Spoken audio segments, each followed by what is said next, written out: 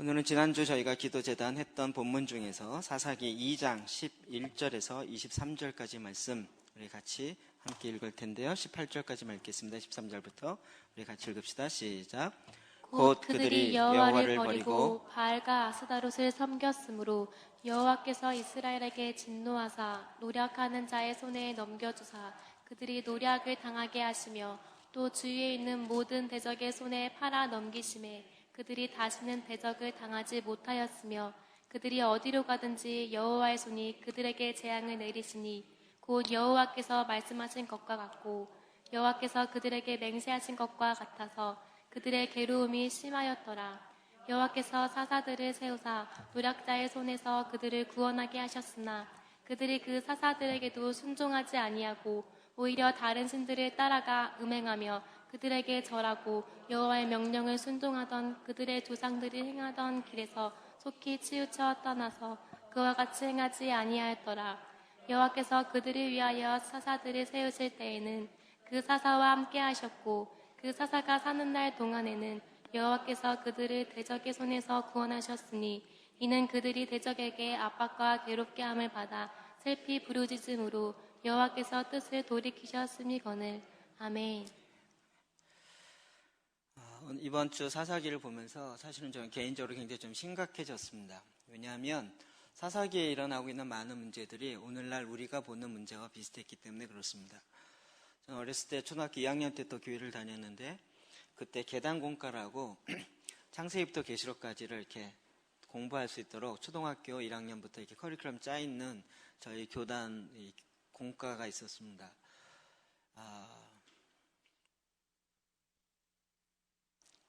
그때 배운 게 생생합니다. 그때 배운 성경 이야기가 제 성경에 굉장히 많은 기초가 되어집니다. 2학년, 3학년, 4학년, 5학년 이때. 지금도 기억에 나는 것은 4학년 때라고 생각되는데요.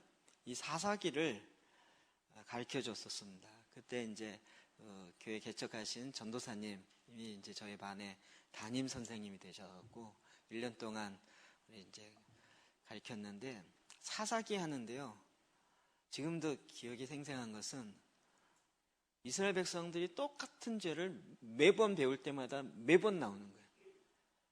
저희가 그랬어요. 또 죄를 졌어요. 또 우상숭배를 해요. 초등학교 4학년이었는데 우리 애들이 그게 이제 3번 반복되고 뭐 그때 뭐 상갈의 막대기 뭐 삼손의 뭐 이렇게 해서 뭐 이렇게 많이 나오잖아요. 그런데 처음 스토리가 늘 똑같아요.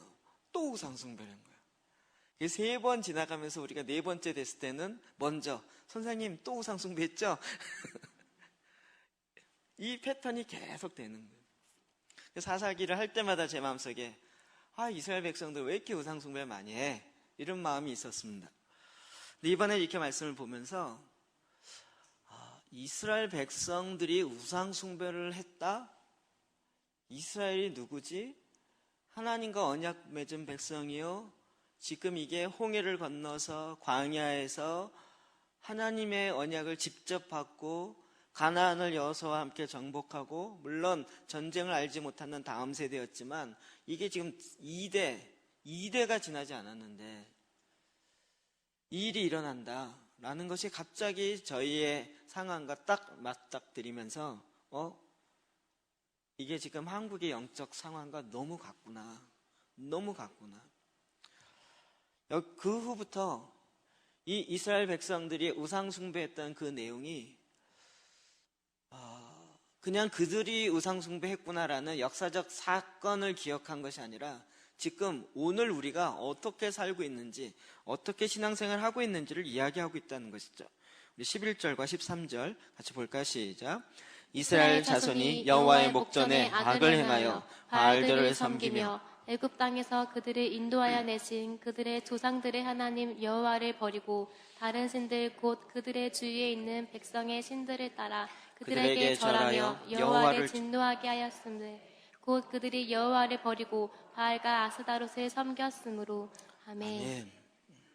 이스라엘 백성이 여호와를 버리고 바알과 아스다롯을 섬겼으므로.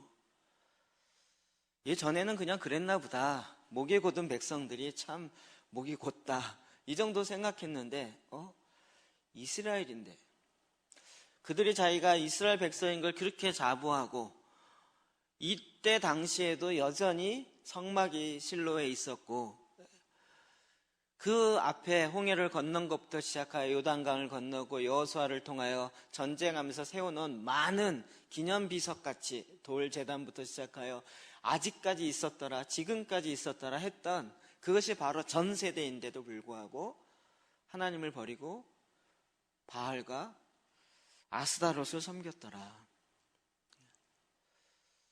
굉장히 심각한 고민을 하게 됐습니다.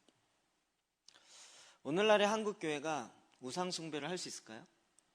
예수를 믿는 사람이 우상숭배를 할 수 있을까요? 여러분 어떻게 생각하세요? 물론 무슨 부처 상이나 어떤 상에게 절하거나 이러진 않겠죠? 뭐 그럴 수도 있겠지만 그러나 예수를 믿는 사람, 교회를 다니는 사람, 오늘식으로 표현하면 이런 사람들이 우상숭배를 할 수 있을까요? 네요? 아니에요? 저희가 그랬어요. 늘 얘기하면 그 정말 믿음 안 좋은 이상한 사람들, 혼합주의적인 이런 사람들이 섬긴다 이렇게 생각했는데 이 말씀을 강연해 보면서 그들이 여호와를 버리고 바알과 아스다롯을 섬겼으므로 이게 성경에 나오는 어제 오늘의 이야기가 아니죠. 계속 이야기 나오는 것이에요. 바알을 섬겼어. 바알. 예레미야 2장 8절 볼까요? 시작. 제사장들은 여호와께서 어디 계시냐 말하지 아니하였으며 율법을 다루는 자들은 나를 알지 못하며 관리들도 나에게 반역하며 선지자들은 바알의 이름으로 예언하고 무익한 것들을 따랐느니라. 아멘. 이스라엘 백성이 어느 정도까지 타락했냐면 제사장들이 여호와께서 어디 계시냐, 여호와가 어디 계신 이런 말을 하질 않아요.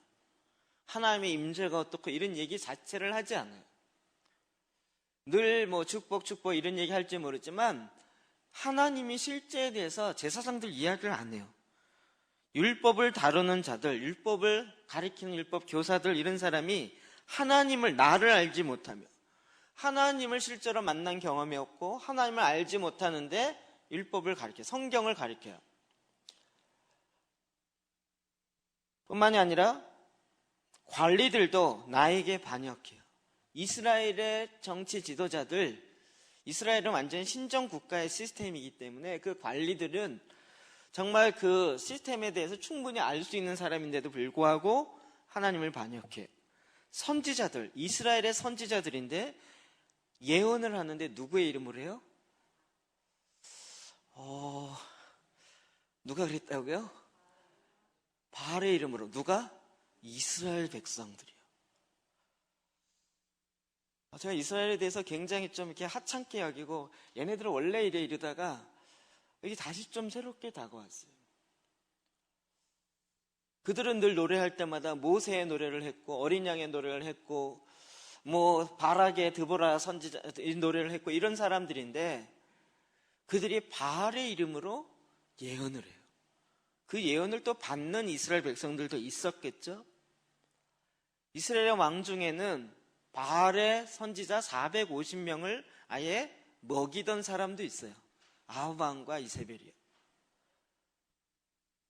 이게 다 이스라엘이라고 이름하는 하나님의 백성, 하나님의 선민들이라고 이야기하는 그들이 했던 수많은 일들이죠. 오늘날 한국교회가 우상숭배를 하는 게 있을 수 있을까요? 없을까요?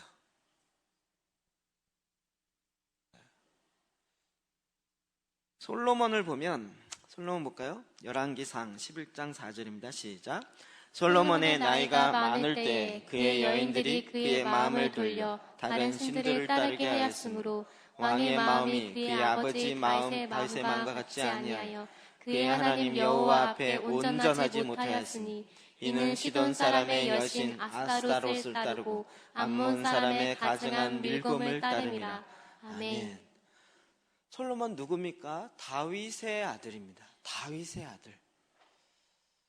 근데 그 다윗의 아들 솔로몬이 나이가 많을 때 그 여인들의 그 솔로몬의 마음을 다른 신을 따르게 돌려요. 근데 돌리는데 돌아가요. 안 돌아가야 되잖아요. 아버지 얼굴을 봐서도 안 돌아가야 되잖아요.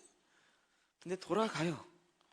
그러면서 하나님 여호와 앞에 온전히 못하는데 이는 시돈 사람의 여신 아스다롯. 아스다롯이 누구예요? 여신입니다. 그 위에 13절 보면 곧 그들이 여호와를 버리고 바알과 아스다롯을 쫓았어요. 바알은 누굽니까? 남신 중에서 가장 뛰어나다라는 소위 그리스 로마 신화의 제우스 신과 같은 풍요의 신 중에 가장 뛰어나다라고 하는 첫째 신 바알 신, 그리고 여신 아세라 목상도 있지만 아스다롯 여신을 섬겼다고요. 이스라엘이 우상 숭배한다라는 것 자체가 굉장히 전에는 당연하게 느꼈고 이제는 다시 그들이 토라를 몰랐겠습니까? 어렸을 때부터 성경을 안 외웠겠습니까? 그럼에도 불구하고 우상을 섬겨요. 심지어는 성막 안에다가 바알의 신상을 갖다 놓기도 했어요. 이게 이스라엘이 어떻게 그럴 수 있지? 라고 생각이 드는 거예요. 갑자기 제 마음속에 이스라엘이 이 정도면 이방인인 우리는 예수를 믿는다 하지만 어느 정도일까? 이게 심각하게 제 안에 좀 다가오기 시작하더라고요. 오늘날 과연 우상 숭배는 무엇인가? 우리가 그냥 일반적으로 얘기하는 상을 만들어 놓고 바알 신전, 바알 상을 만들어 놓고 아스다롯 여신의 목상을 만들어 놓고 이렇게 섬기는 것뿐만 이겠는가? 제가 이 우상만 이야기하면 딱 떠오르는 책이 있는데 현대 우상 이데올로기라는 이 조그만 책입니다. 제가 이 책 몇 번 소개했었습니다. 현대 우상 이데올로기라는 거예요. 안보 이데올로기가 있고 민족주의 이데올로기가 있고, 이게 무슨 얘기냐면 나를 안전하게 지켜줄 처음엔 수단이었어요. 민족주의는 그냥 우리 민족이 잘 돼야 된다라고 하는 하나의 수단이었어요. 근데 이 수단이 점차 정당화되기 시작하면서 그것이 그 민족을 지켜주는 우상처럼 돼버렸어요. 그 다음부터는 그 수단을 섬기기 시작해요. 그 이데올로기를 섬기기 시작해요. 우리는 히틀러가 어떻게 독일 그 똑똑한 사람들이 히틀러를 그렇게 따르면서 어떻게 그렇게 할 수 있을까? 이러지 모르지만 히틀러는 독일 사람들의 마음에 불을 지른 사람이에요. 그런 탁월한 연설가예요. 그리고 이 게르만 민족의 탁월성을 이야기하면서 민족 우월주의로 그 민족이 우월하지 못한 열등한 민족들은 멸해야 된다. 그것이 사명이다. 이러면서 이야기하는 것에 그 나라 전체가 다 같이 빨려 들어가는 거예요. 나중엔 그게 우상이 돼요. 그리고 전 세계를 향하여 2번에 걸치는 세계 전쟁을 일으켜요. 이로 보고 때 얼마든지 우리가 우상 숭배할 수 있는 거죠. 제가 몇 번 말씀드렸지만 오늘날의 바알은 무엇입니까? 그 당시의 바알은 풍요의 신이에요. 풍요로움이에요. 오늘날 우리가 섬기고 있는 하나님이라고 섬긴다고 하지만 그러나 이게 그냥 정말 마음과 뜻과 정성을 다하는 것이 아닌 형식적인 것으로 흘러갈 때 우리의 마음이 다른 쪽으로 가기 시작하는데 그것은 풍요로움을 갖는 거예요. 나중에는 기복주의와 하나님이 주신 축복을 구별하지 못하게 되는 거죠. 나중에는 자기의 기쁨, 쾌락과 아스타롯, 여신이 주는 이 쾌락을 구별하지 못하게 되는 거예요. 또 심지어는 하나님을 섬기면서 하나님께 구하기를 내 쾌락이, 내 평안함이, 내 풍요로움이 더 많아지게 하십시오라고 하는 거예요. 그럼 풍요로울 때 하나님을 섬길 수 있다면 가난할 때도 하나님을 섬길 수 있어야겠죠. 하나님을 섬기는 게 목적이라면. 그래서 부하나 빈하나 우리는 그리스도 안에서 자족할 수 있는 것이 물질에 상관없이 하나님을 섬기는 거겠죠. 부할 때는 하나님을 얼마든지 섬길 수 있는데 빈하면, 가난하면 하나님을 섬기는 것에 어려움이 있다면 그건 조건부 섬김이겠죠.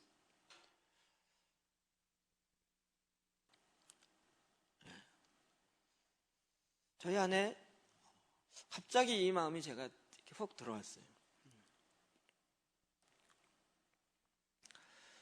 한국교회가 저는 개인적으로 몇 번 말씀드렸지만 정말 교회의 본질을 찾고 싶었고 교회가 교회되는 것 그게 뭘까를 고민하며 기존에 하던 것보다 좀 더 성경에 가까우면 그래 이거다 이러면서 계속 더 본질에 더 성경에 가까운 이런 걸 찾아 막 헤맸고 그래서 막 하여튼 열심히 막 찾아갔어요.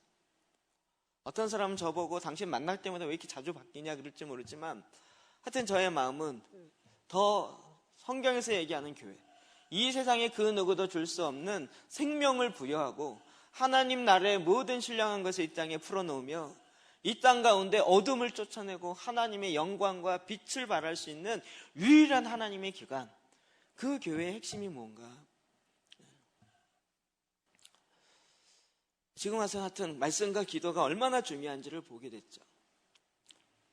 그게 저 착각이었어요. 이 얘기를 하면 사람들이, 목사님들이, 많은 성도들이 이거구나 그리고 막 이렇게 반응할 줄 알았어요. 정말 기도는, 성경에서 이야기하는 기도는 이거였습니다. 근데 그렇지 않다라는 것에 대해서 조금은 의아했어요. 그냥 하나의 프로그램이겠거니 라고 생각하는 거죠. 제 마음속에 계속 들어오는, 여전히 일어나는 생각들이에요.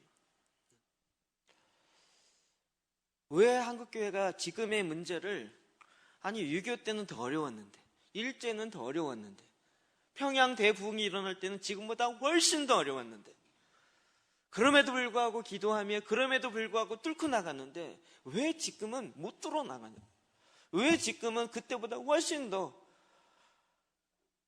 왜냐하면 목사님 이야기해보면 지금 세계 어떤 모임과 어떤 데를 가봐도 야 한국에 너 더 잘할 수 있어, 한국 얼마든지 그거보다 훨씬 뛰어나, 이런 얘기들을 많이 해요. 이제 가봐도 별로 부럽지도 않고 아유 다 우리보다 못해 뭐 이 정도예요. 어느 한 목사님이 우간다에 조물리는 목사님 하는 아프리 캠프 가보고 와서 결론을 이렇게 내렸대요.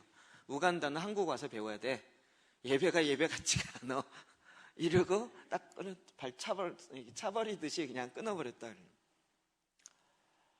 아니, 그렇다면 우간다 지금 87%의 크리스찬이고 세계 영역 곳곳에 크리스찬들이 일어나면서 하나님이 원하시는 그 나라로 가고자 하고 국가적으로 달려가고 있는데, 아니 그걸 배워야 한다라고 얘기는 한국은 훨씬 더 나아야 되죠. 근데 왜 못 들어갈까요? 왜 그렇게 자랑하면서도 이게 안 될까? 그렇게 이야기하는 사람들은 이건 도대체 어디서 가는 걸까?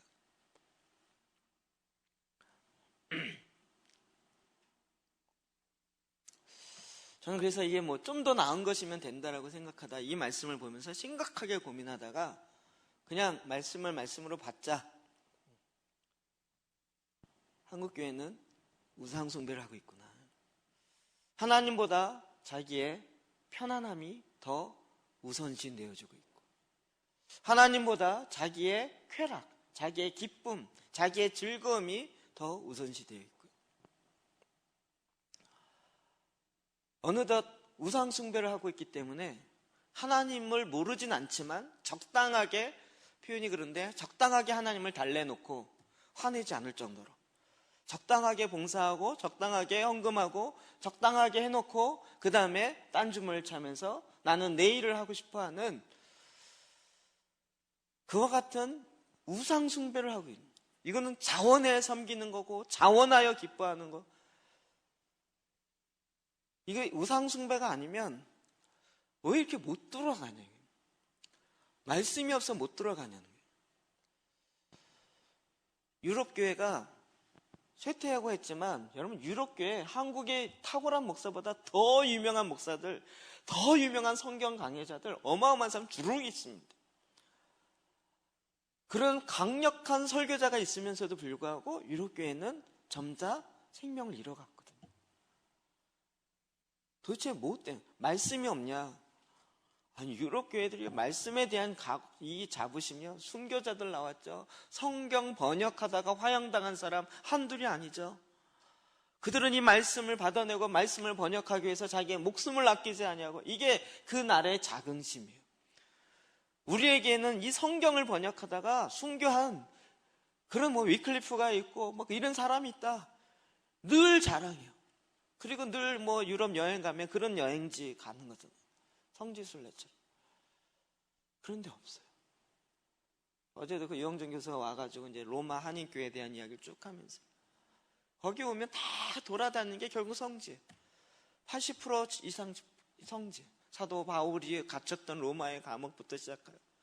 그거 가보면요, 카타콤부터 시작한 이런 데 가보면 교회 안 다녔던 사람도 정말 예수님 믿어야 될 것 같아, 이런 간증을 한대요. 얘기를 한대요.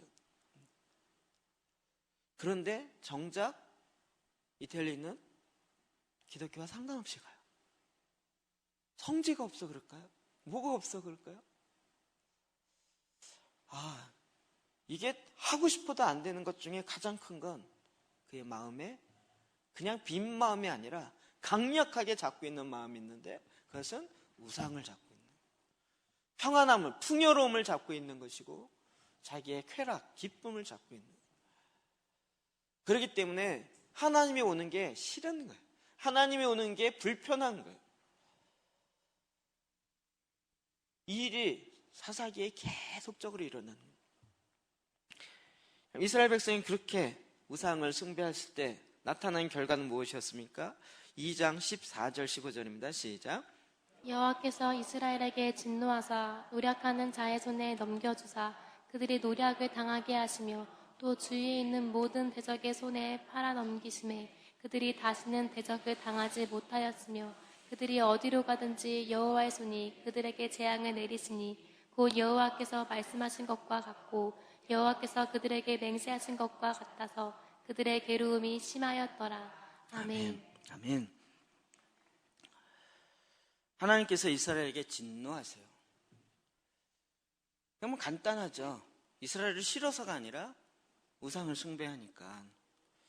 그래서 하나님께서 그들을 노력하는 자의 손에 넘겨주사 그들이 노력을 당하게 하신다. 주위에는 모든 대적의 손에 팔아넘기시며 그들이 다시는 대적을 당하지 못하게 하세요. 우리가 지난주에 얘기했지만 이스라엘 백성이 여호수아를 통하여 그 가나안을 정말 이길 수 있는 유일한 근거는 뭐예요? 하나님이 함께 하셨기 때문에. 그들이 군사력이 좋아서도 아니고 경제력이 탁월해서도 아니고 그냥 하나님이 함께 하셨다라는 것 하나만으로. 근데 이제 하나님이 그 전쟁에서 함께 하지 않으세요. 오히려 하나님이 노력하는 자에게 맡기세요.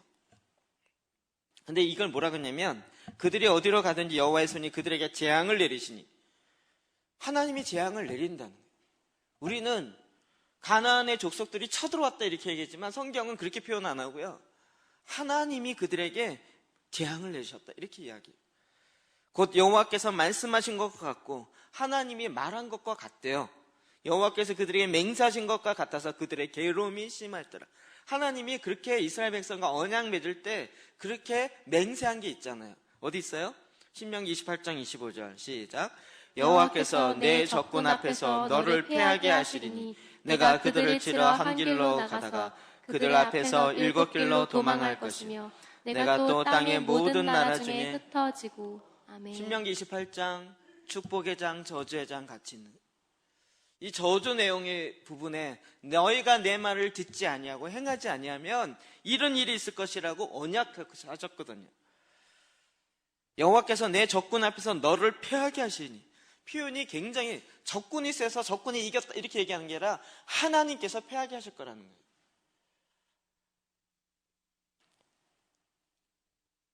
하나님이 약속한 언약에 기록되어진 대로 이루어지는 거예요. 이 말씀이 얼마나 무서운지를 제 마음속에 굉장히 이렇게 뼈저리게 오게 돼요. 그래서 제가 요즘에 계속 기도하면서 기도의 그 문장을 제 입에 익히고 있는 것 중에 하나가 있는데, 그것은 뭐냐면 지구는 없어져도 하나님의 말씀은 사라지지 않는다는 거예요. 우주는 없어져도 하나님의 말씀은 1.1의 궤도로 사라지죠. 그렇겠죠. 하나님의 말씀으로 창조하셨어요. 지구가 혹 없어진다 할지라도 하나님의 말씀은 사라지지 않아요. 어느덧 우리는 정말 하나님의 말씀보다 과학주의, 테크놀리지라는 과학주의가 훨씬 올라가 있어요.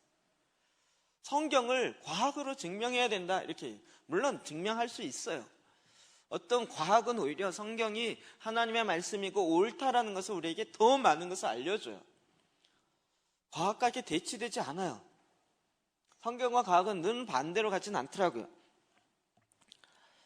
그러나 지금 세상 사람들은 이 말에 속아서요. 계속 테크노피아, 테크놀리지, 테크놀리지, 이 과학이란 플러스 유토피아가 합해서 테크노피아. 테크노피아 어디 있어요? 한양대 안에 있잖아요. 테크노파크. 뭐 신림동에 있고 저 강변역에 있고, 그와 같은 과학 기술력이 인간이 갖고 있는 문제를 해결할 수 있다라고 이야기하는 이데올로기가 올라오잖아요. 그런 사상이 올라오는 거잖아요. 하나님이 흩으신다. 하나님이 흩으신다. 우상 숭배한 결과예요. 다니엘서 9장 2절 말씀 봅시다. 시작.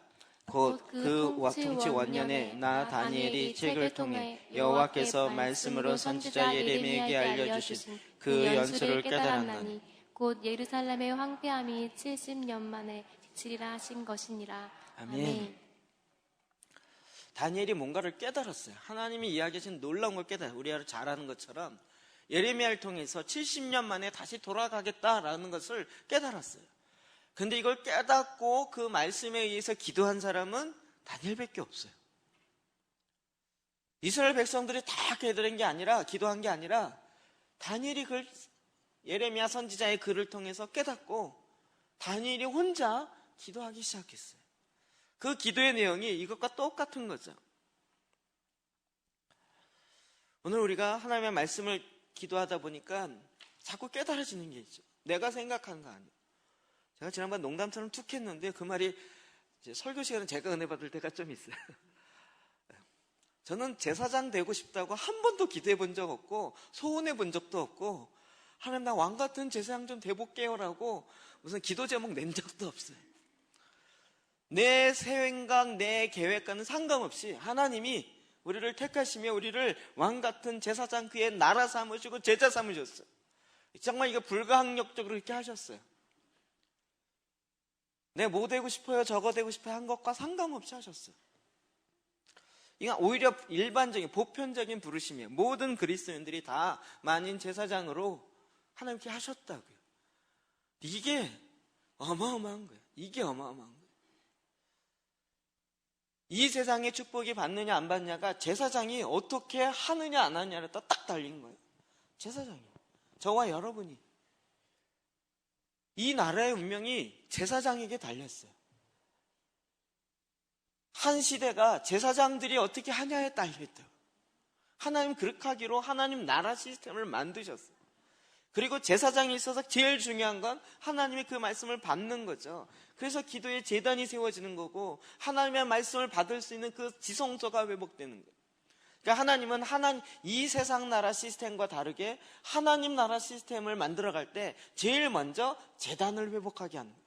그리고 제사장을 회복하게 하고, 그리고 온전한 재물이 일어나게 하는 거예요. 다니엘이 이걸 깨달아요.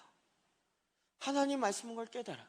그리고 하나님 앞에 나아가 그의 목숨을 내어놓고 21일 동안, 1회 동안 하나님께 나아가 기도하기 시작했어요. 하나님의 언약에 기록된 대로 우상 숭배할 때 하나님의 말씀을 듣지 아니하고 오히려 우상에게 절할 때 너희가 열방에 흩어지리라, 모든 나라에 흩어지리라, 이 말대로 이제는 하나님의 언약에 기록된 대로 70만 년 만에 다시 돌아오리라. 다리오 왕이 있어 이스라엘 백성이 무슨 독립운동하고 우리는 돌아가야 된다 이래서 한 게 아니라, 다리오 왕이 있어 정말 이스라엘이 한마디 안 하고도 탁 돌아가게 되어지는 하나님의 역사가 그대로 이루어졌어요. 너무나도 놀라운 사실입니다. 오늘 아침에, 주일날 아침 제가 이제 말씀을, 오늘 전할 말씀 깊이 막 묵상하는 시간인데, 다른 걸 찾다가 엉뚱한 걸 봤어요. 유튜브에서 다른 걸 찾다가. 그랬더니 유대인 랍비, 크리스찬 랍비 4명이 와서 자담을 하는 건데 거기에 마크 빌치그 목사님 있더라고요. 우리 블러드문 테트라드 이야기했던 그분이요. 그리고 유명한 4명이 있는 거예요. 그분이 같이 올해에 대한 이야기를 하는 거예요. 너무 궁금한 거야. 이거 오늘 오후 저녁에 들을까? 이러다가 너무 들었어요. 한 25분짜리인데. 하나님의 일하심이 너무 정확하다는 거예요. 여러분, 제가 저희 교회 밴드에 올려놓을 테니까 여러분 보십시오. 그럼 그게 단지 그냥 블러드문 달이 붉어지고 개기월식이고 개기일식이고 이렇게 가는 것으로 끝난 게 아니라 이게 지금 어떻게 이루어지는지를 현재 정치적 상황으로 딱 풀어내는데요. 기가 막히게 저는 일치하는 것 같아요.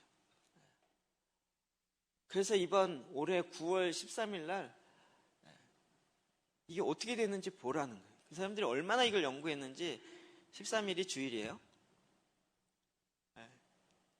11일 날 저녁부터 시작해요. 금요일 날 저녁부터 시작해서 그때 이제 일어나면 12일 안식일, 13일 주일 이 3일이 굉장히 중요한 이야기를 하여튼 나름대로 성경 근거로 쭉쭉쭉 이야기하더라고요. 그리고 성경에서 이야기한 이거 다 얘기할 수 없어요. 여러분 그냥 보세요. 제가 올려놓을게요. IS가 어디를 퍼져 있고 시편 83편에 어디를 치겠다라고 했던 것이 지금 정확하게 다마스커스와 관련되어 있는 건데 그게 어떤 상황인지를 그냥 쭉 이야기하는데 너무 신기한 건 그 상황과 지금 우리가 이 세계 정세와 상황과 너무 일치하는 거예요. 하나님은 하나님의 약속에 정한 대로 일하십니다. 정한 대로 일하세요. 우리가 이 말씀을 갖고 기도하면 할수록 정말 선뜻 놀라는 건 그것입니다. 하나님의 말씀이 그러하다 그러면 우리가 이해되든 안 되든 이 시대가 뭐라고 이야기한 상관없이 하나님은 말씀한 그대로 일하시고 움직이시고 지금까지 그 일을 행하셨습니다. 영원한 규례가 되셔서 영원토록 그 말씀에 근거하세요. 지구가 없어져도 하나님의 말씀은 그걸 지켜내고야 마시는 하나님의 역사를 이루어가는 것입니다. 여기에 우상숭배 문제가 딱 걸려있는 거예요.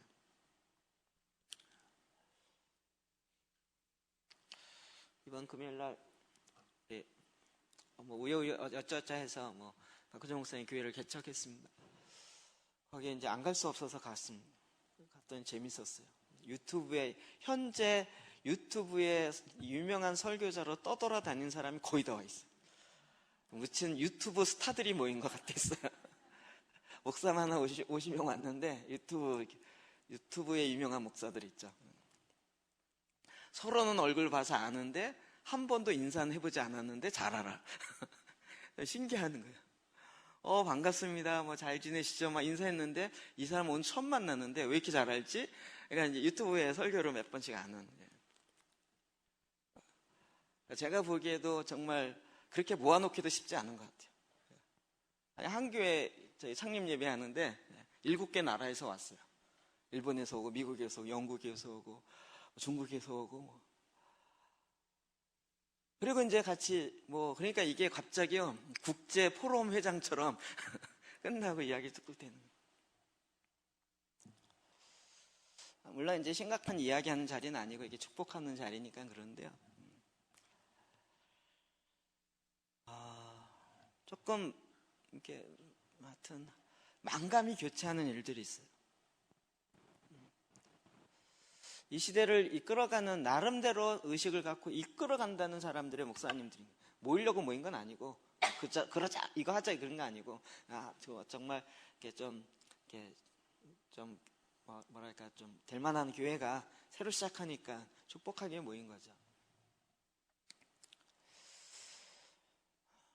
그런데 꼭 한국교회를 논하는 것 같았어요.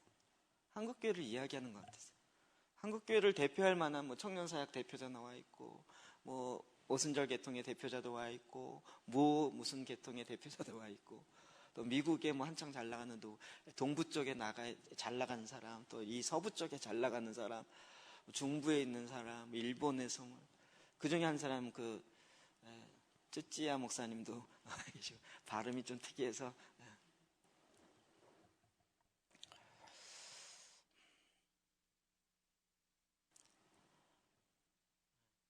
한국 교회를 이렇게 쭉 이야기하면서 제 마음속에 아직 좀 정리 안 돼서 조심스럽긴 하지만 하나님을 어떻게 섬길 것인가에 대한 고민이 동일하게 있더라고요. 거기에 대한 갈등과 고민 그리고 이야기를 했어요. 저는 이제 그걸 들으면서 계속 마음에 그런 마음이 있더라고요. 일단 뭐 이 예식 자체가 2시간, 한 1시간 40분 정도 갈 것 같습니다 그랬는데 3시간이 갔어요. 한 분이 설교했는데 설교가 한 40분 하셨고요. 축사가 둘, 격려사가 둘이었는데 4분이 했는데 한 분당 한 20분씩 하셨어요. 20분 내지 한 30분씩 하셨어요. 그게 벌써 2시간인 거예요. 그러니까 한 분씩 다 설교를 다 하신 거예요. 자기 나름대로 입장에서 다 이야기했어요. 마음속에 기쁨도 있고 즐거움도 있었고 다양했었는데 여전히 우리 안에 갖고 있는 큰 화두는 한국교회예요. 교회. 한국교회.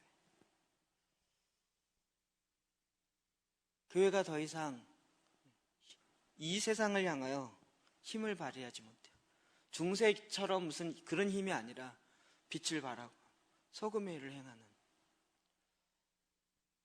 바로 옆에 한국에서 유명한 2천억 들여 교회 지은 교회가 있어요. 강남에 굵직굵직한 교회들이 주위에 다 즐비하고 있어요.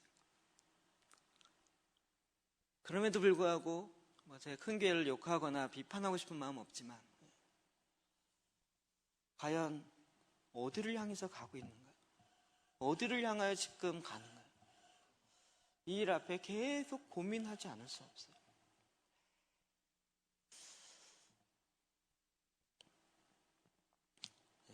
딱 제 마음속에는 이 오늘 말씀과 관련되어서요,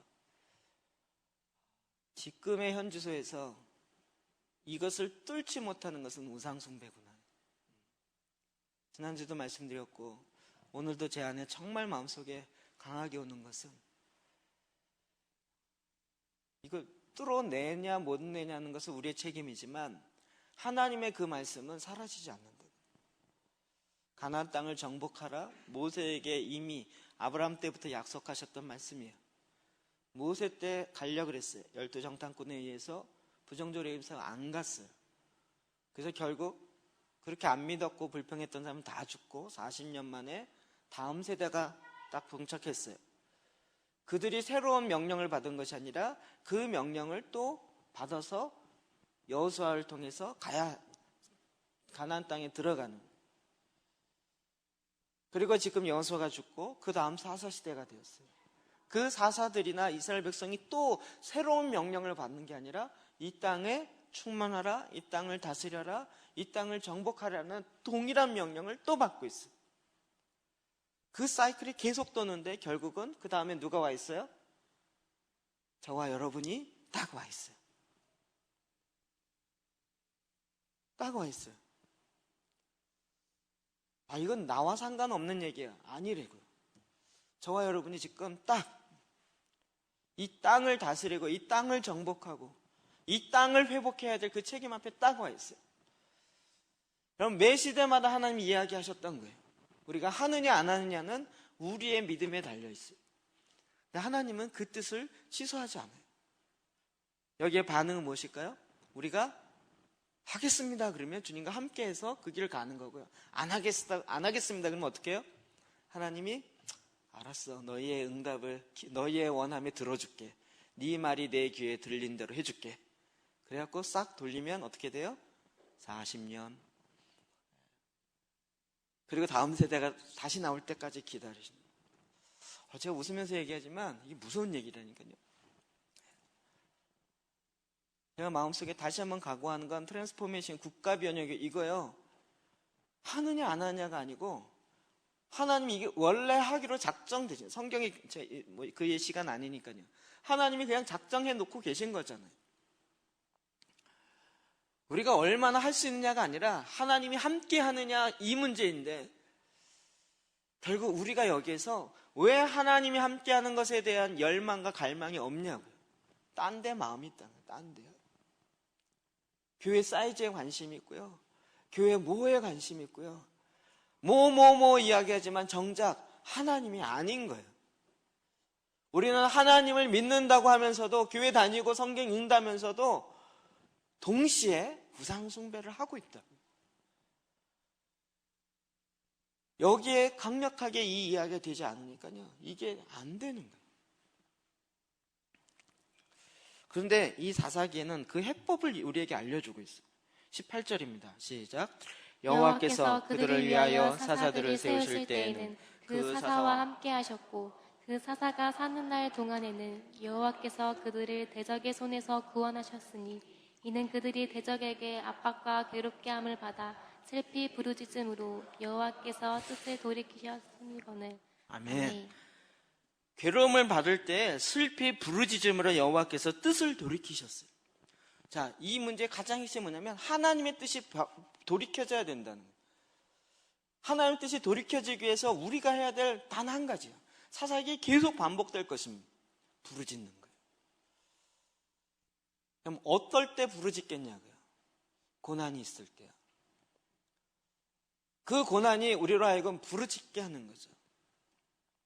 이 부르짖는 기도에 대해서 나름대로 정리하고 실제화되어 있는 건 제가 보기엔 한국교회밖에 없어요. 기도에 부르짖는 기도가 무엇인지를 정확하게 보는 거예요. 이스라엘 백성이 부르짖음에, 여러분 사사기 3장 9절 볼까요? 시작. 이스라엘 자손이 여호와께 부르짖음에 여호와께서 이스라엘 자손을 위하여 한 구원자를 세워 그들을 구원하게 하시니 그는 곧 갈렙의 아우 그나스의 아들 운니엘이라. 아멘. 이스라엘 백성이 하나님께 부르짖으니, 하나님께 부르짖으니, 그냥 하나님께 기도했더니 이 정도 이야기하지 않고 부르짖었다라고 이야기해요. 제가 보건대 전 세계적으로 이렇게 정말 주를 향하여 부르짖으며 기도했던 대표적인 어떤 면에서 마지막 때 쓰시기 위해서 하나님이 세웠던 것은 한국이죠. 한국이죠. 저와 여러분이죠. 우리로 하여금 이걸 알게 하시는 거예요. 여러분, 일제도 그렇고요, 6.25도 그렇고요, 정말 이런 어려운, 정말 경제에 가장 세계에서 제일 못 사는 나라, 꼴찌에서 두 번째였던 이 나라가 50년, 70년 만에 이렇게 되었다는 건 뭐 누가 이야기해도 기적일 수밖에 없어요. 근데 거기에 하나님이 그 과정을 통과하면서 우리에게 부여한 건 부르짖은 거예요. 부르짖어요. 이게 우리나라 전매 특허라고 생각했는데 요즘에요, 아프리카에서 이 부르짖기 시작하는 거예요. 아프리카 교회에서 부르짖기 시작해. 배워가긴 다 한국에서 배워가셨어요. 한국의 원조예요. 근데 이 아프리카에서 요즘 철회하기 시작하고요, 산기도 하기 시작하고요, 아프리카에서 지금 금식하며 회개하며 기도하기 시작하고요. 그러니까 하나님께서 부르짖음에 응답하시고 사사를 세우시고 하나님의 일꾼들을 일으키시는 거죠.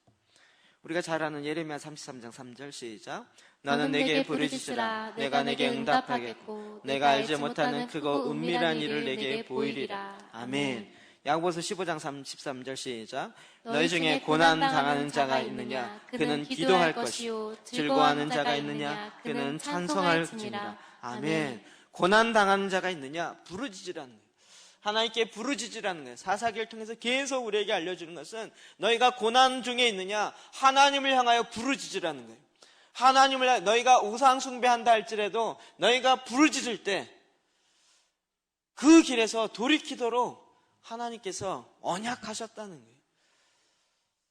제 마음속에 그렇구나. 제가 몇 번 이야기했지만 제 인생이 이게 터닝 되어지는 몇몇 케이스가 있는데, 제가 굉장히 사실은 이렇게 마음이 이렇게 여린, 속은 안 그런 데 있지만 여린 데가 있는데, 제가 턴 했던 몇몇 사건들은 죽음과 관련돼 있어요. 그때 대학부 아이의 죽음과 관련돼 있어요. 제가 웬만해서 안 부르짖는 사람이에요. 제가 또 IBF 출신이잖아요. 무슨 사건만 나면 세계관으로 머리 돌려갖고 세계관으로 답을 해야 되는 사람이에요. 이 머리 굴려서 답이 안 나오는 사건들이 있는 거예요. 머리 아무리 굴려도 도체가 답이 안 나오고, 그때 그냥 목나올 수밖에 없고 그냥 부르짖을 수밖에 없는 그런 일들, 그런 사건들이 전화해요. 이게 부르짖어야 된다는 걸 아는데 부르짖는 경우는 별로 없어요. 고난이 와야 부르짖더라. 고난이 와야 하나님을 찾기 시작해요.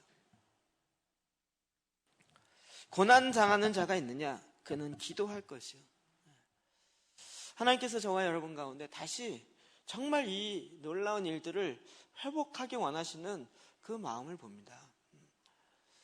지금 정말 전쟁을 알지 못하는 다음 세대가 일어나서 하나님은 어떻게 일하셨는지를 전혀 모르는 세대인 거죠. 하나님을 알지 못하는 세대, 전쟁을 알지 못하는 세대, 어떻게 싸워야 할지를 알지 못하는 세대인 거예요.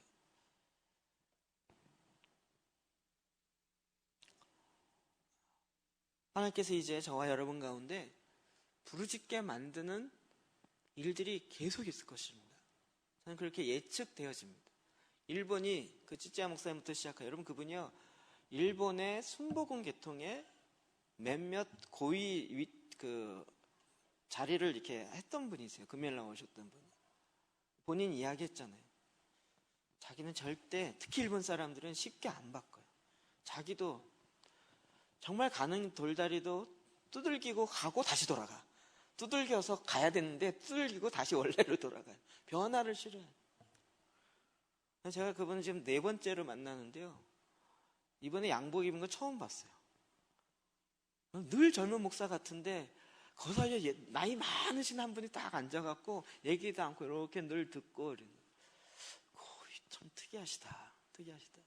지난번 1월 달에 그 일산에서 오션 집회할 때 가서 이제 밥 사주고 이러면서 그때 이제 이야기를 하더라고요. 그래서 이제 다다음 주에 그 교회 가서 말씀을 전하는데요, 그분이 그 얘기를 하는 거예요. 하나님이 일본에 지금 새 일을 행하시는데 그는 정말 이 하나님 앞에 부르짖게 만드는 거예요. 쓰나미가 그랬고요. 일본으로 하여금 정말 이제는 더 이상 길이 없고 오직 하나님께 부르짖는 것 외에는 없다. 저희 교회를 한번 와보고 싶었대요. 근데 하나님이 그때 1월 달에 저랑 이야기하면서 와보고 싶었는데 이렇게 빨리 응답될 줄 몰랐다면서 지난 금요일 날 오신 거예요. 저는 그렇게 꼼꼼하게 교회를 돌아본 사람 처음 봤어요. 이렇게 보더니 엄청 은혜를 받은 게 뭐냐면 MP3. MP3 이렇게 한다 했더니 야, 사진 찍어. 딸이 사진 찍고요. 그래서 제가 이게 왜 이렇게 MP3를 하는지 설명을 했죠. 그랬더니 너무 좋다고. 이거 당장 하나 사놔야 돼. 다다음 주 제가 가기 전에 사놔서 그리고 찬양 나오는 거 복사하고. 그리고 여러분, 저거 우리 인도자 앞에 왼쪽에 보면 저 벽에 밑에 붙어 있죠. 1번이 무슨 곡, 2번이 무슨, 이게 붙어 있어요. 여러분 인도에 보시면 알지만. 네. 이거 잠깐만 치워볼래? 저기 신영아, 이렇게 그 바탕에 붙어 있는 거 하나 더 내려봐. 저거 붙어 있는 거요. 저기 1번부터 16번까지 이제 다 붙어 있거든요. 몇 번 거 있어요. 그래서 인도자가 좀 신나는 걸로 해야겠다 그러면 3번으로 하고요. 우리 다 약속이 있어요. 그래서 좀 묵상하면서 해야겠다 그러면 8번 내지는 9번으로 가고요. 볼륨을 올릴 때는 거기 앞에 볼륨을 10번까지 올리고요. 읽을 때는 3번에서 2번에서 읽고요. 볼륨 숫자가 뭔 얘기인지 모르시죠? 그래서 저도 굉장히 감동한 건 어느 날 갑자기 저기 공기가 4알이 올라가 있는 거예요. 공기가 5알 올라 있어야지 왜 4알 올라 있지? 이게 뭐야? 왜 여기다 갖다 놓은 거야? 이랬었어요. 나중에 알았어요. 우리가 4번 읽어야 되는데 저도 읽다 보면 3번인지 4번인지 했는데 우리 아줌마들이 인도하다 보니까 그래서 할 때마다 이걸 하려고 올렸어요. 이해를 했더니요, 이 찌찌야 목사님이요, 야, 찍어. 우린 이런 게 필요한 거야. 찍어. 요 앞에 서갖고 한 20분을 이 곡은 뭐냐, 이건 왜 이렇게 가냐, 음향은 왜 이렇게 가냐. 그래갖고 뭐 다른 거 아니고 요거 앞에서 저거 보고요. 그 교회 한 120명 정도 되고인데요. 제가 깜짝 놀란 건요. 그런데 그 교회에서 작년에 여기 한국의 선두제학교를 2달 반 동안 그 딸이 와서 하고 갔어요. 그 다음부터 하기 시작했어요. 지금 그 교회 성도들이 계속 매일같이 기도의 집을 하면서 하는데 17시간을 매일 끊이지 않고 가고 있어요. 제가 약간 깨갱했어요. 17시간. 거의 어떤 사람이 혼자 기타 치면서 피아노 치면서 이러면서 끊이지 않고 하나님을 찬양하는 하프앤볼로 그렇게 가요. 그런데 나머지 7시간을 채우기가 어렵다는 거예요. 밤에. 이걸 어떻게 하나 고민하다가 답을 찾았다는 거예요. MP3. 그래서 복사해달라 해서 복사해주고 예수에 복사해주고. 근데 그 마음속에 뭐가 느꼈냐면요. 하나님께 부르짖어야겠다. 하나님께 기도해야 되겠다. 끊임없이 기도해야 되겠다. 자기도 목회를 34년인가 했어요. 아무리 이 프로그램 저 프로그램 했는데 안 바뀌는 거예요. 변화되지 않는 거예요. 그냥 금요일날 와보시면 아시겠지만 그래서 딸을 여기 보내고요. 사실은 그 차기 목사님이 이야기했지만 그 목사님보다 그 사모님이 이 목사님을 계속 빌어가지고 그래서 하나님을 향하여 기도하게 만들었어요. 계속 구하게. 기도하다 보니까 또 뭐가 가요? 말씀이 가야죠. 그냥 부르짖는 것이 아니라 하나님의 말씀에 의해서 가야죠. 하나님께서 제 마음속에 이런 열망함을 줘요.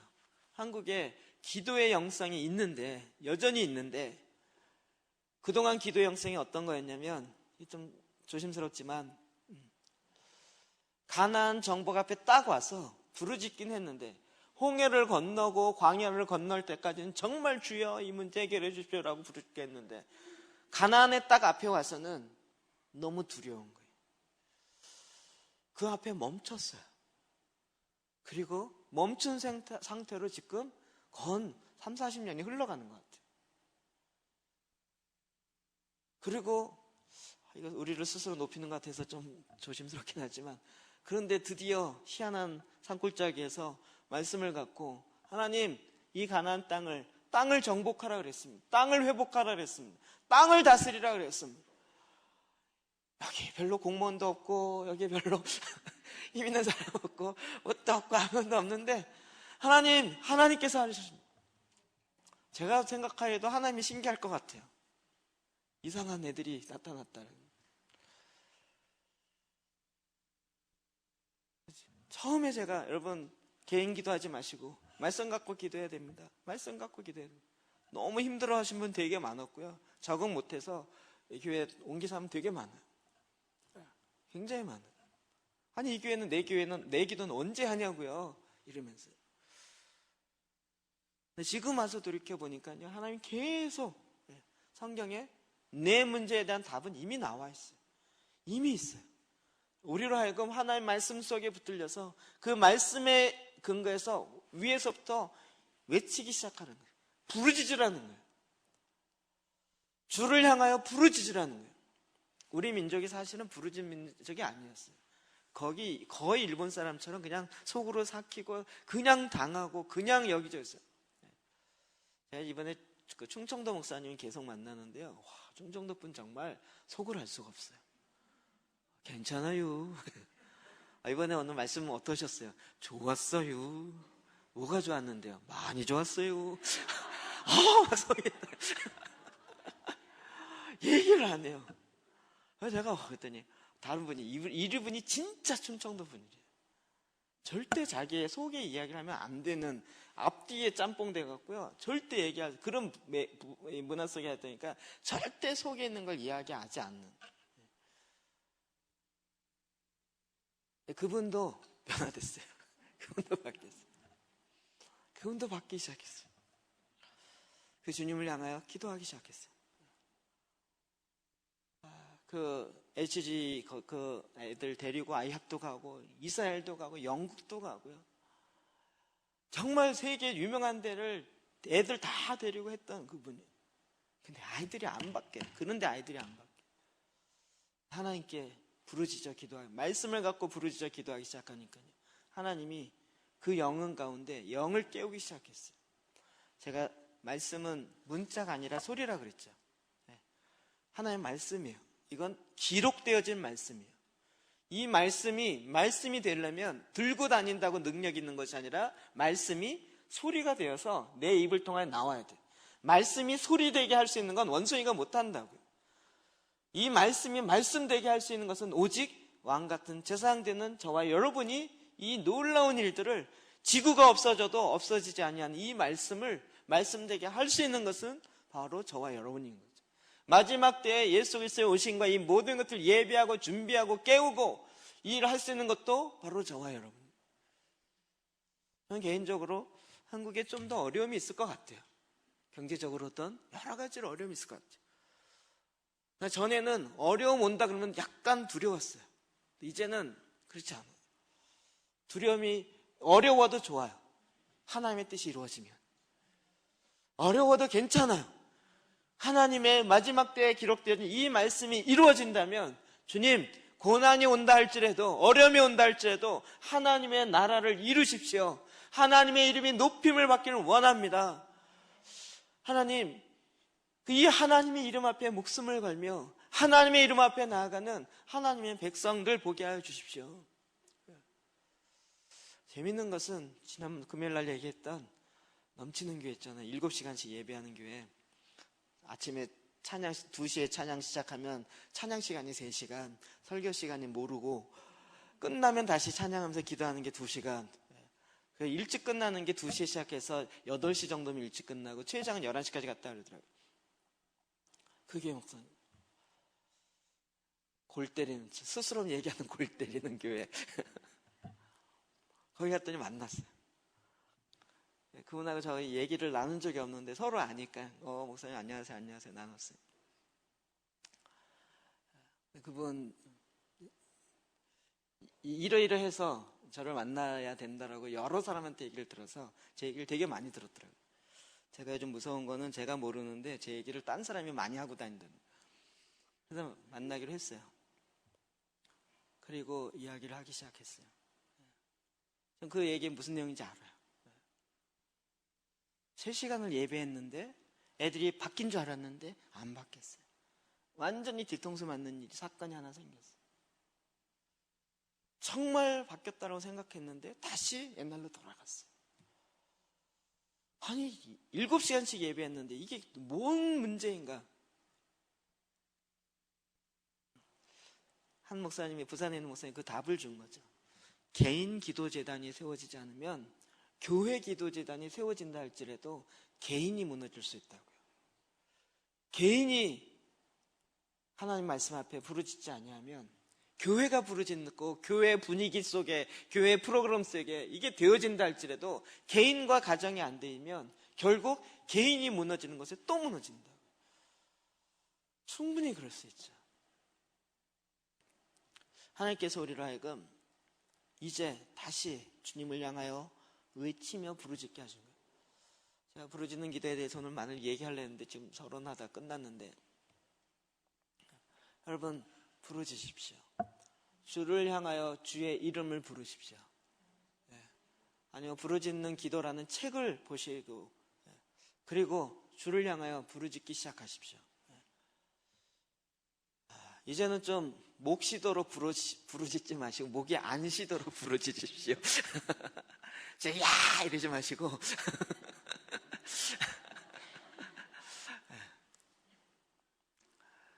주의 얼굴을 구하십시오. 하나님께서 우리로 하여금 부르짖을 때, 고난 가운데 부르짖을 때 하나님께서 임하셔서 하나님이 함께 하심으로 그 문제를 해결하십니다. 그 미디안의 군대들을 무찔러 주시고 사사 한 사람을 택하여서 다시 그가 살아있는 동안 그곳에 평화가 있게 하는 하나님의 일하심의 패턴 그대로 하나님이 일하십니다. 지금도 일하십니다. 그러면 부르짖기 시작하십시오. 그 부르짖을 때 사자의 포효하는 소리와 같이 주를 향하여 정말 주의 얼굴을 구하며 기도하기 시작할 때 하나님이 일하시는 하나님의 역사를 볼 것입니다. 한국교회가 더 우상 숭배하는 쪽으로 가고 있구나라는 것을 보고 앞으로 더 심해질 거라고 예상이 되어집니다. 그렇지 않겠습니까? 이 표현하는 게 너무 싫습니다. 교회가 우상 숭배한다라고 말하는 것 자체가.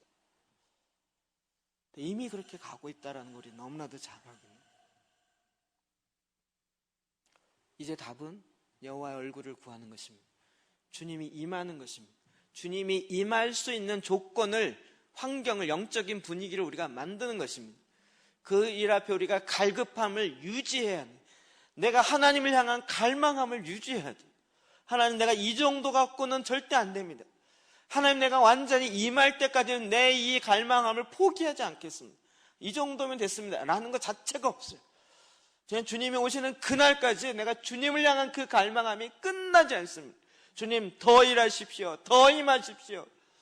주님을 향한 사랑과 주님을 향한 그 아름다움의 임재 가운데 들어가면 들어갈수록 그 사랑이 더 갈망함으로 하나님을 향한 열망으로 더 일어나는 것이죠. 제가 왜 이런지 모르겠습니다. 요즘에 이상한 갈망이 생깁니다. 하나님, 이 한국교회 가운데 다시 하나님의 얼굴을 구하는 일들이 나타나게 하여 주십시오. 하나님의 역사가 드러나는 이 일들이 일어나게 하여 주십시오. 이제는 하나님의 방법 그대로, 하나님의 말씀 그대로, 사람이 세워놓은 그 프로그램 위에 하나님이 함께 하셔서 일어나는 것이 아니라 하나님의 말씀하신 식양 그대로, 하나님의 말씀에 있는 그 말씀 그대로 하나님, 우리 안에 이 일이 일어나게 하여 주십시오. 아버지, 이 시대 안에 지금 사사가 일어나게 하십시오. 그 교회의 우상 숭배 앞에 마치 엘리야와 같이 그 왕 앞에서 내 목숨을 내어놓고라도 하나님의 말씀을 담대히 선포할 수 있는, 여러분, 그 하나님의 기름 부으심이 임하여 이 세상 왕 앞에서 하나님의 선지자의, 하나님의 말씀을 맡은 자로서의 이 직임을 감당할 수 있는 사사를 일으켜 주십시오. 각 곳곳마다 일으켜 주십시오. 놀라운 건 일어난다는 거예요. 놀라운 건 그것에 향해서 지금 갈망하는 사람들이, 정말 숨어있는 7,000명과 같은 사람들이 이제 하나씩 보이기 시작한다는 거예요. 그 사람들이 만나면서 이런 게 있구나라고 소망을 갖고 다시 주를 향한 새 희망으로 나아가기 시작한다는 거예요. 저는 분명히 믿습니다. 앞으로 더 양극화될 것 같은 이 현상은 부인할 수 없습니다. 그러나 하나님께서는 부르짖는, 여호와의 얼굴을 구하는, 그리하여 우리의 우상 숭배를 끊고 떠나고 그 죄에서 떠나서 겸손하여 기도하여서 주의 얼굴을 구하는 그 제사장들을 통하여 하나님께서 이 땅을 회복하실 것입니다. 하나님께서 이 땅뿐만 아니라 이 전 세계를 향하여 이 회복의 역사를 일으키실 것입니다. 그런데 하나님은 다시 하나님의 백성들이 온 열방 가운데 부르짖어 주의 얼굴을 구하는 하나님의 친백성, 하나님의 제사장들을 지금 이 시대에 만들고 계십니다. 저와 여러분이 원하든 원하지 않든 이것을 먼저 안 자로서의 책임이 있는 자들이 되었습니다. 여러분, 이제 씁쓸하지만 우상 숭배하며 나아갔던 그 죄악들을 내려놓고요, 하나님 외에, 하나님의 말씀 외에 더 많은 시간을 투자하고 들었던 그 많은 우상 숭배를 내려놓고 주의 얼굴을 구하며 겸손히 회개하며 주님께서 원하시는, 그리고 주님 말씀하셨던 그 나라 이 땅에 이루시기를 주의 이름으로 축복합니다. 기도합시다.